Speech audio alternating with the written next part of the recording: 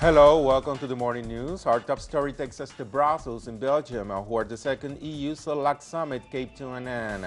The 61 leaders of both blocs released a final declaration in solidarity with Venezuela, rejecting Washington's unilateral measures against the South American nation and its economic blockade against Cuba. The leaders will also sign a political document that will recognize the community of Latin American and Caribbean states as a peace zone, and they will also approve a resolution that was introduced to the United Nations against the U.S. blockade against Cuba. The pro tempore head of the CELAC, Ecuadorian President Rafael Correa, expressed the position of the bloc regarding Washington's aggressions against Cuba and Venezuela.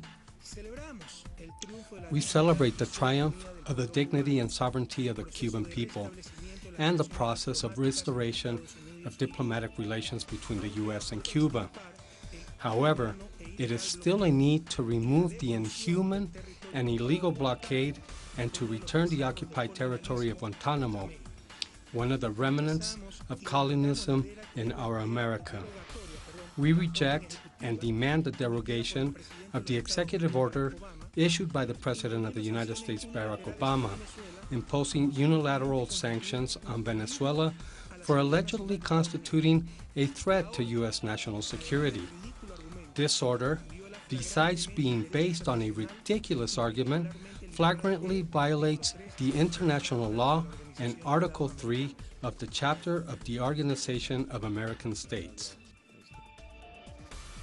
The EU signed an agreement with Peru and Colombia on the sideline of the two-day summit.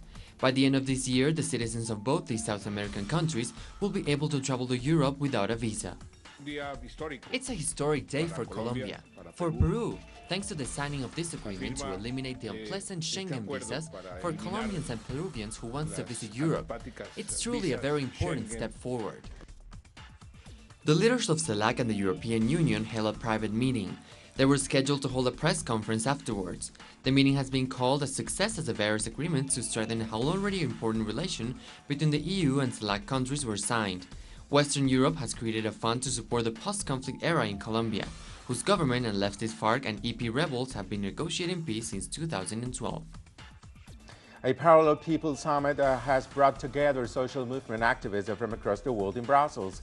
They aimed to change the lessons from resistance struggles.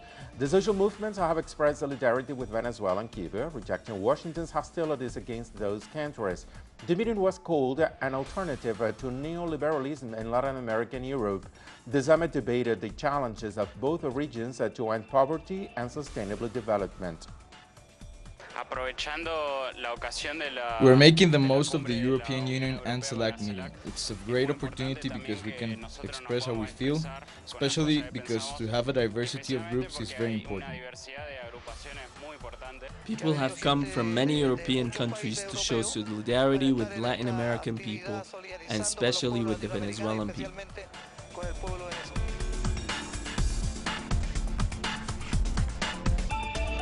Now to Ecuador, Quito has been witness to right-wing protests against the government for the second time this week. On this occasion, the protesters have resorted to violence by trespassing the ruling party's offices and beating up the last one person. They also threw bottles and other objects at supporters of President Rafael Correa. And again, pro-government protesters countered the rally. They blocked the entrance to Alianza País headquarters to prevent more demonstrations from reaching the point. Hundreds of anti-riot police were deployed to avoid further violence by the right-wing protesters. The Guatemalan Supreme Court said it is now in the hands of Congress to investigate President Otto Pérez Molina for corruption. Lawmakers said they would form a commission in the following hours to decide whether to strip the embattled president of his immunity from persecution to face the investigation over corruption scandals. Pérez Molina's right-wing Patriot Party does not have a majority in Congress. Thousands of protesters took to the streets in recent days to demand his resignation. Various officials have either stepped down or been removed due to their involvement in corruption. Our correspondent in Argentina, Laureano Ponce, was present at celebrations marking the day of the reaffirmation of the country's sovereign rights to the Malvinas Islands. With a special ceremony held in the Malvinas Museum, Argentina celebrated on Wednesday the day of the reaffirmation of the sovereign rights over the Malvinas Islands on the anniversary of when Argentina first settled on the archipelago in 1829. The Malvinas cause has grown significantly in the last years.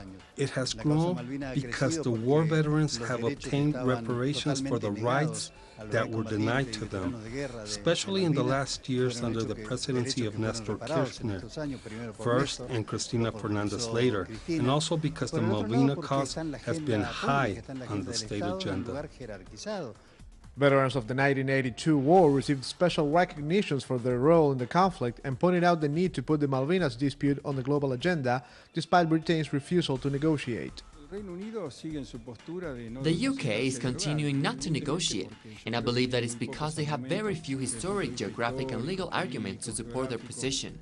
But they have strong economic interests in the South Atlantic Ocean. The participants also highlighted the support that the Argentine position has recently found in other countries. Argentina has obtained increasing support in the last years. First and foremost, the Malvinas has stopped being only an Argentine cause to becoming a Latin American cause, a regional cause. This commemoration seeks to boost the claim for Argentina's sovereign rights over the Malvinas Islands and to put an end to one of the last colonial settlements in Latin America. Laureano Ponce, Telesur, Buenos Aires.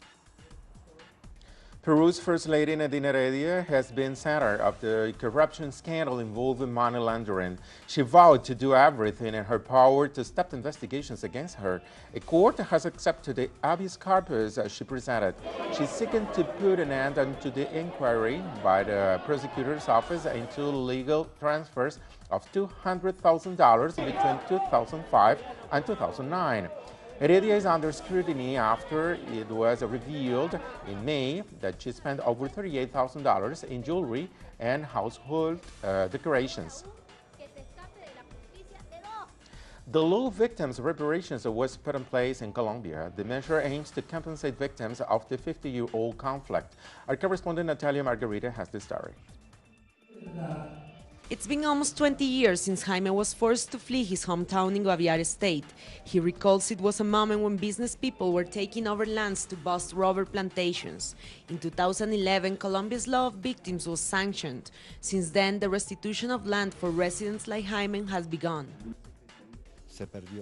I lost everything, and now we are at least trying to achieve with Colombian state through the government to somehow reestablish the condition for a dignified life that we used to have as a result of our efforts and for our families and the people that used to work in these regions.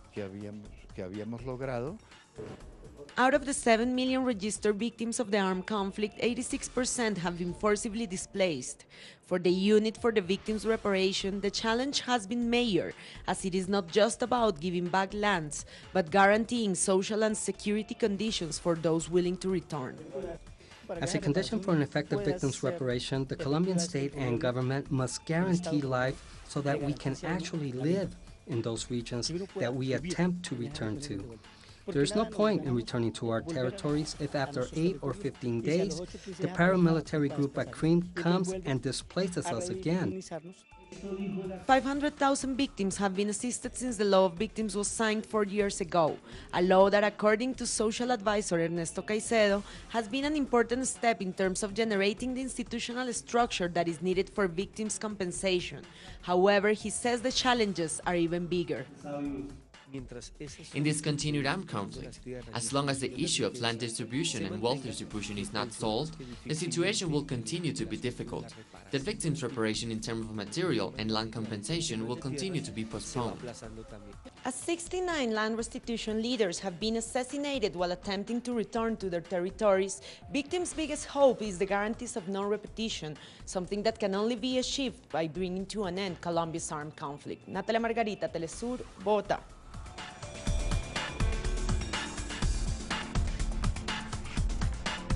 And now to our world news roundup. Russia and Egypt began the active phase of their first ever joint naval exercise. The war games marked the strengthening of ties between the two states, which were once Cold War allies. The 8-day drills off the Mediterranean coast near Egypt's biggest port of Alexandria include exercises in supply and communication at sea. search operations, all forms of defense at sea, and firing exercises.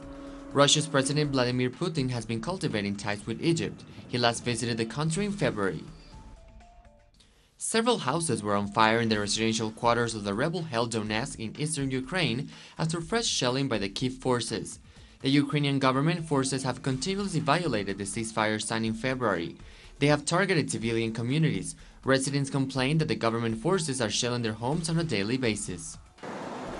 Russian President Vladimir Putin arrived in Italy and met privately with Pope Francis. Putin seeks to counter-influence the head of the Vatican as the United States has tried to convince him that Russia is intervening in Ukraine.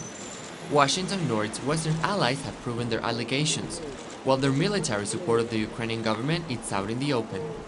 Putin also met with his Italian counterpart Matteo Renzi, with whom he discussed the urgent need to see through the Minsk peace agreements for Ukraine. Definitely, it is very tough. ISIS here, the Prime Minister already talked about that.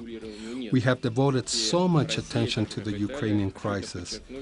We all have known there was no other solution. Only peace could be acceptable, and Italy also supported that. Just a few hours ago, the South Korean government has reported the 10th fatal victim of the Middle East Respiratory Syndrome, also known as MERS. Officials have also reported 14 new cases of people infected by the disease that was brought by the country less than 3 weeks ago by a business person who has visited the Middle East. 122 cases have been reported to date. Authorities claim that the outbreak has affected the economy and prompted the president to cancel a trip. In order to ensure the safety of the people and stop MERS transmission as early as possible, South Korean President Park Geun-hye has decided to delay a U.S. visit scheduled for next week. The Italian Coast Guard reported only hours ago that he has rescued close to 500 migrants from the Mediterranean.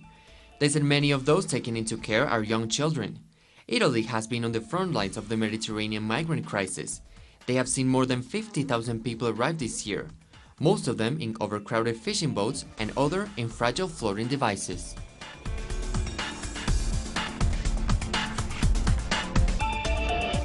In the next hours, the 4th edition of the Copa America will begin. The football event will kick off with that much-awaited match between Chile and Ecuador.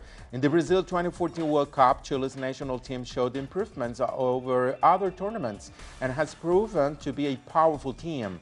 They expect to win the Cup for the first time ever. They have finished the runners-up 4 times and in 3rd place of 5 other occasions. Ecuador will not be easy to win, and their players have come to get the cup too. We want to win. I think the pressure is greater for Chile because they're playing locally. They're in their stadium, in front of their people, and it's their Copa America. They want to win. We come here calmly. We're going to play an intelligent game, and also, we think we'll win. More on these on our website, telesurtv.net/English. Thank you for watching and have a good day.